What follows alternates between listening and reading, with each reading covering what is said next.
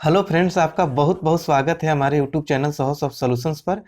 और आप देखना शुरू कर चुके हैं हमारा ये AWS का सीरीज, जिसमें कि हम आपको सॉल्यूशन आर्किटेक्ट का ट्रेनिंग प्रोवाइड कर रहे हैं। दोस्तों, जैसा कि सीरीज की पिछली वीडियो में हमने ये देखा कि अमेजॉन वेब सर्विसेज क्या है और इसके बेनिफिट्स क्या हैं। आज जो आपके लिए जो वीडियो लेकर आए हैं, इसमें हम ये देखेंगे कि ग्लोबल इंफ्रास्ट्रक्चर क्या है, किस तरीके से अमेजोन वेब सर्विसेज जो है, क्लाउड प्रोवाइडर जो है, किस तरीके से आपको सर्विस प्रोवाइड करता है, कौन कौन से इनके रीजन्स हैं, कितने रीजन्स हैं और कितने अवेलेबिलिटी जोन है। रीजन क्या होता है, अवेलेबिलिटी जोन क्या होता है, इन सारी चीज़ों पर हमें फोकस करना है इस वीडियो ट्यूटोरियल में। तो दोस्तों, चलिए स्टार्ट करते हैं इस वीडियो ट्यूटोरियल को। और मैं आपसे एक रिक्वेस्ट करना चाहूँगा कि अगर अभी तक आपने मेरे इस चैनल को सब्सक्राइब नहीं किया है तो काइंडली आप इसे सब्सक्राइब कर लें और बेल की आइकन को जरूर क्लिक कीजिएगा, ताकि मैं जैसे ही कोई नया वीडियो डालूँ तो तुरंत आपको नोटिफिकेशन मिले और आप हमेशा अपडेटेड रहें। तो दोस्तों, जहाँ तक बात है ग्लोबल इंफ्रास्ट्रक्चर का, तो सपोज कीजिए मैं आपको एक लेमन एग्जाम्पल के तौर पर आपको समझाता हूँ। आपको पता है कि ग्लोबल इंफ्रास्ट्रक्चर में हम इनके इंफ्रास्ट्रक्चर की बात करेंगे। जैसे मान लीजिए कि जो अमेजोन वेब सर्विसेज जो है, क्लाउड प्रोवाइडर है, ये किस तरीके से क्लाउड का सर्विस आपको प्रोवाइड करता है, कहाँ पर इनका डेटा सेंटर है, कैसे मैनेज करते हैं, इन चीज़ों पर हम फोकस करने वाले हैं। तो सपोज कीजिए कि आपका अपना डेटा सेंटर नहीं है। ठीक है, आपका अपना डेटा सेंटर नहीं है। अब आप अपना डेटा सेंटर रखते हैं तो क्या प्रॉब्लम्स आते हैं, इस चीज़ों पर हमने ऑलरेडी फोकस डाल रखा है। तो और उसके लिए क्लाउड जो प्रोवाइडर्स हैं किस तरीके से आपको बेनिफिट देते हैं, कॉस्ट इफेक्टिव जो भी हो, या फिर पे एज यू गो के मॉडल पर जो भी चीज़ें होता है, सब कुछ हमने ऑलरेडी देख रखा है। अगर आपने नहीं देखा है तो एक बार जरूर इस सीरीज के सारे वीडियो को फॉलो कीजिए, आपको सब कुछ पता चल जाएगा। देखिए, मान लीजिए कि हमारे पास अपना डेटा सेंटर नहीं है और मैं मूव कर रहा हूँ क्लाउड पर, और मैंने चूज किया कि मैं AWS का क्लाउड सर्विस यूज करूंगा अपने कंपनी के लिए। हालांकि मार्केट में बहुत सारे क्लाउड सर्विस प्रोवाइडर बहुत सारे हैं, जैसे कि माइक्रोसॉफ्ट एज्योर हुआ, अलीबाबा हो गया, GCP हो गया, गूगल क्लाउड प्लेटफॉर्म, ये सब बहुत सारी चीज़ें हैं। लेकिन मैंने चूज किया, मान लिया कि AWS का हमें सर्विस लेना है। तो सपोज कीजिए कि इनका एक डेटा सेंटर है जहां से मैं उस सर्विसेज लूंगा और मैं उसको यूज करूंगा और मेरे यूजर्स उस एप्लीकेशन को यूज करेंगे। मतलब कि मेरा जो एप्लीकेशन है इनके डेटा सेंटर में होस्टेड है।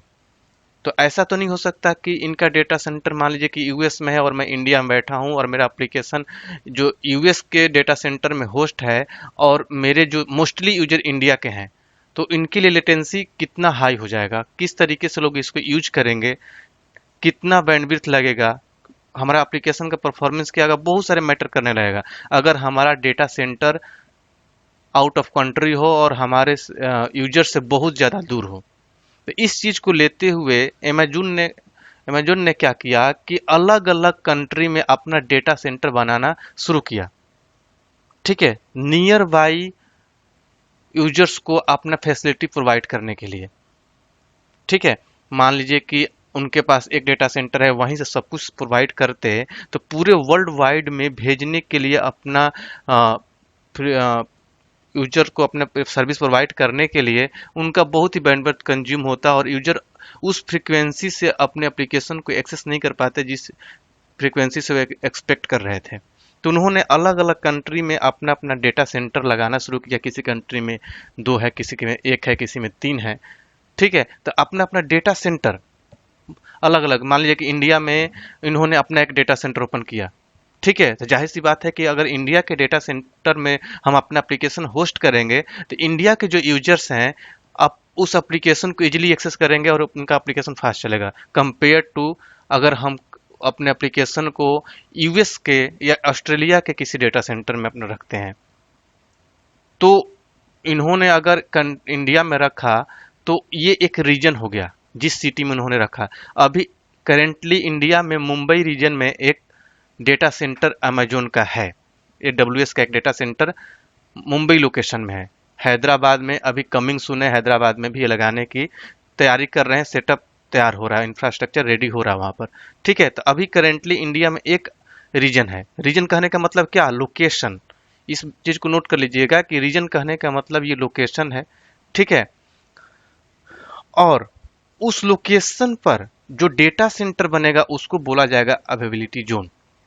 तब एक रीजन में एक से ज्यादा अवेलेबिलिटी जोन रखा जाता है, मिनिमम 2 अवेलेबिलिटी जोन रखा ही जाता है, जिसके चलते हम अपने एप्लीकेशन को इजिली यूज करते हैं और फ्रिक्वेंटली हमारे यूजर उसको एक्सेस करते हैं। ठीक है, अब अवेलेबिलिटी जोन एक से ज़्यादा क्यों रखा जाता है, इसका भी रीजन है। देखिए, अभी सबसे पहले तो ये देखिए कि मैं आप लोग को ये भी बताऊंगा कि एबिलिटी जोन क्यों एक से ज़्यादा रखे जाते हैं, एबिलिटी जोन क्या होता है, इन सारी चीज़ों पर फोकस करेंगे। इससे पहले मैं आप लोग को लिए चलता हूँ अमेजोन की वेबसाइट पर, जहाँ पर मैं दिखाता हूँ कि इनके कितने रीजन्स हैं और कितने एबिलिटी जोन्स हैं। इससे आपको आइडिया लग जाएगा कि कितना सारा इनका डेटा सेंटर है और किस तरीके से ये मैनेज कर रहे हैं। ग्लोबल इंफ्रास्ट्रक्चर का मतलब ही यही है कि ये अपने सर्विसेज को किस तरीके से ग्लोबली मैनेज कर रहे हैं, कितने डेटा सेंटर लगा रखा है इन्होंने जो इजीली अवेलेबल है किसी भी कंट्री से वर्ल्ड ओवर ग्लोबली। ठीक है, तो अगर आप यहाँ पर देखते हैं global network of AWS region, तो आप यहाँ पर जितने भी आप इसको जूम करके देखेंगे, ठीक है, यहाँ पर जो ब्लू कलर में है इनका ये रीजन रनिंग रीजन है, मतलब कि वहां पर अब रन कर रहा है, इनका वहां पर डेटा सेंटर चल रहा है। और जितने भी ऑरेंज कलर के सर्किल बने वो कमिंग सुन है। ठीक है, अगर इंडिया में आप जाएंगे, इंडिया के अंदर देखिए एक मुंबई में लॉन्च्ड हो चुका है 2016 में। इन्होंने मुंबई के अंदर, इंडिया के अंदर मुंबई सिटी के अंदर अपना रीजन लॉन्च कर दिया था 2016 में। ठीक है, और यहीं पर नीचे जाकर देखेंगे तो हैदराबाद में अभी कमिंग सुन है, हैदराबाद में अभी ये लोग अपना सेटअप रेडी कर रहे हैं। तो इसी तरीके से बहुत सारे रीजन इन्होंने बना रखा है अलग अलग लोकेशन पर। ठीक है, यूएस वेस्ट, यहाँ पर जहाँ भी जाएंगे, लंदन, आयरलैंड, हर जगह इनका अपना डेटा सेंटर है, रीजन्स हैं। तो जितने भी ब्लू कलर का राउंड सर्कल है ये एक रीजन है जो रनिंग में है। ठीक है, और जितने ऑरेंज कलर में है यूएई देखिए कमिंग सुन है, मतलब कि जितने ऑरेंज कलर में वहां पर अभी डेटा सेंटर इनका तैयार किया जा रहा है, जो बाद में लॉन्च करके वहां से भी फैसिलिटी आपको प्रोवाइड किया जाएगा। तो कहने का मतलब कि ये सारे रीजन है, रीजन कहने का मतलब कि लोकेशन, और ये लोकेशन एक कंट्री के अंदर एक से ज़्यादा भी हो सकता है। जिस तरीके से आपको दिख ही रहा है, इंडिया के अंदर ऑलरेडी मुंबई में रन कर रहा है और हैदराबाद में कमिंग सून है। ठीक है, अगर इसको ज़्यादा बेहतर तरीके से समझना है तो लर्न मोर पर क्लिक करिए और देखिए यहाँ पर कि 25 लॉन्च्ड रीजन्स हैं अभी ऑल ओवर वर्ल्ड। अमेजोन का AWS का 25 रीजन्स रनिंग में है। ठीक है, जो कि ऑलरेडी चल रहे हैं, और 81 अवेलेबिलिटी जोन जो कि इनके अंदर है। एबिलिटी जोन कहने का मतलब यह है कि इनके अंदर जो डेटा सेंटर बने हुए हैं जिसका फैसिलिटी आप लेंगे। देखिए, रीजन कहने का मतलब एक लोकेशन, और उस लोकेशन पर जो डेटा सेंटर है उसको अवेलेबिलिटी जोन बुलाया जाता है। एक रीजन के अंदर एक से ज़्यादा अवेलेबिलिटी जोन रखा जाता है, इसलिए कि बैकअप के तौर पर मान लीजिए कि एक ही डेटा सेंटर है, वहाँ पर बहुत सारे एप्लीकेशन होस्टेड है, बहुत सारे यूजर का बैंडविड्थ आ रहा है। किसी भी रीजन से किसी फिजिकल डिजास्टर या फिर डेटा लॉस या नेटवर्क प्रॉब्लम से कुछ भी इशू आता है, डेटा लॉस होने का चांसेस हो जाता है, तो जितना भी ट्रैफिक है हम दूसरे डेटा सेंटर पर ट्रांसफर कर देते हैं, जिससे कि हमारा एप्लीकेशन जो है रुकता नहीं है और हाईली अवेलेबल रहता है, कभी भी कहीं से भी हम उसको एक्सेस कर सकते हैं। इस रीजन से एक से ज़्यादा अवेलेबिलिटी जोन रखा जाता है एक रीजन के अंदर। तो उस तरीके से आप देख सकते हैं कि 25 रीजन्स के अंदर 81 अवेलेबिलिटी जोन्स हैं। अभी आप मुंबई की बात हम जो कर रहे थे, बैक में जाएंगे तो मुंबई के अंदर यहाँ पर देखिए अभी लोड हो रहा है मैप। मुंबई के अंदर देखिए यहाँ पर 3 अवेलेबिलिटी जोन है, दिख रहा है ना, अवेलेबिलिटी जोन 3 है। ठीक है, मतलब कि 3 डेटा सेंटर लगे हुए हैं वहां पर। अवेलेबिलिटी जोन के अंदर भी आप अगर ऐसे देखेंगे तो एक से ज़्यादा डेटा सेंटर हो सकता है, डिपेंड्स ऑन रिक्वायरमेंट। आप एक तरीके से उसको डेटा सेंटर समझ के ही चलिए।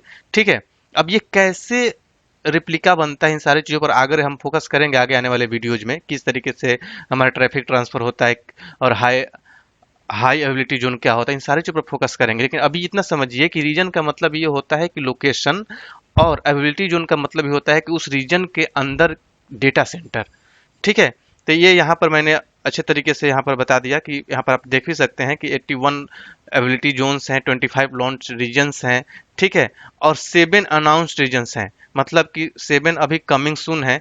ठीक है, 5 लोकल जोन्स हैं। अब लोकल जोन्स क्या है इसके बारे में भी मैं आपको अच्छा सा वीडियो लेकर आऊँगा। डायरेक्ट कनेक्ट लोकेशंस क्या होता है इसके बारे में भी आपको एक सेपरेट वीडियो लेकर आऊँगा। देखिए, ये सारे जितने भी पॉइंट हैं आपको बहुत डिटेल्स में जानना चाहिए अगर आप सर्टिफिकेशन की बात करते हैं AWS का, क्योंकि इन सारी चीज़ों से बहुत सारे क्वेश्चन आपसे पूछे जाएंगे। पूछा जा सकता है कि एबिलिटी जोन क्या होता है, पूछा जा सकता है कि रीजन्स क्या होते हैं, लोकल जोन्स क्या होते हैं, डायरेक्ट कनेक्ट लोकेशंस क्या होते हैं, पॉइंट ऑफ प्रेफरेंस क्या होता है। इस सारी चीज़ों पर आपको फोकस करना होगा, इसलिए आप घबराइए मत, अब बने रहिए इस सीरीज में। मैं आप लोगों के लिए एक एक पॉइंट के लिए एक बिल्कुल ही डिटेल्स में वीडियो लेकर आने वाला हूँ इसी सीरीज में। ठीक है, तो बिना स्किप किए इस वीडियो को देखते जाइए, सब कुछ सारा कंसेप्ट क्लियर हो जाएगा। अगर आप बहुत ही डिटेल में विद प्रैक्टिकल सब कुछ जानना चाहते हैं, कॉर्पोरेट लेवल का नॉलेज रखना चाहते हैं, तो आप हमारा ऑनलाइन क्लास भी ज्वाइन कर सकते हैं, ऑनलाइन ट्रेनिंग ज्वाइन कर सकते हैं, जिसमें कि हम बहुत ही कॉर्पोरेट लेवल का ट्रेनिंग प्रोवाइड करते हैं, जिसका लिंक इस वीडियो के डिस्क्रिप्शन बॉक्स में अवेलेबल है। मोबाइल नंबर्स भी है, आप कॉल करके इंक्वायरी कर सकते हैं। तो यही सारा चीज मैंने यहाँ पर भी लिख रखा है कि किस तरीके से क्या होता है कि AWS global infrastructure is design and build to deliver the most flexible, reliable, scalable and secure cloud computing environment with the highest quality global network performance available today. देखिए, आज के डेट में सबसे ज्यादा रीजन और अवेलेबिलिटी जोन जो है AWS के पास है, चाहे माइक्रोसॉफ्ट एज्योर हो, चाहे GCP हो, चाहे अलीबाबा हो। सबसे ज्यादा सर्विसेज, सबसे ज्यादा रीजन, सबसे ज्यादा अवेलेबिलिटी जोन AWS के पास है। इसलिए इनका जो सर्विस है फास्ट काम करता है हर जगह। मान लिया आप यहाँ से एक्सेस करना चाहते हैं, आप नियर बाई कोई भी रीजन चूज कर सकते हैं। देखिए, आपके पास फ्रीडम है। आप, ये जरूरी नहीं है कि आप इंडिया में है तो इंडिया के ही अब रीजन के अंदर जो एबिलिटी जोन है वहीं पर अपना डेटा सेंटर चूज करेंगे, उसी में होस्ट करेंगे। आप सिलेक्ट कर सकते हैं किसी भी रीजन। मान लीजिए कि मैं इंडिया में बैठा हूँ, ठीक है, मेरा एप्लीकेशन के जो यूजर है ऑस्ट्रेलिया में ज़्यादा है, मैं चूज कर सकता हूँ कि ऑस्ट्रेलिया के रीजन में जो एबिलिटी जोन है वहां पर मैं अपने डेटा सेंटर चूज करूंगा, वहां पर अपना एप्लीकेशन होस्ट करूंगा, वहां से सर्विसेज लूंगा, क्योंकि मेरा ट्रैफिक वहां से ज़्यादा आने वाला है। ठीक है, तो ये कभी भी नहीं सोचना है कि जो मैं जहां पर हूं वहीं का रीजन चूज कर सकता हूं।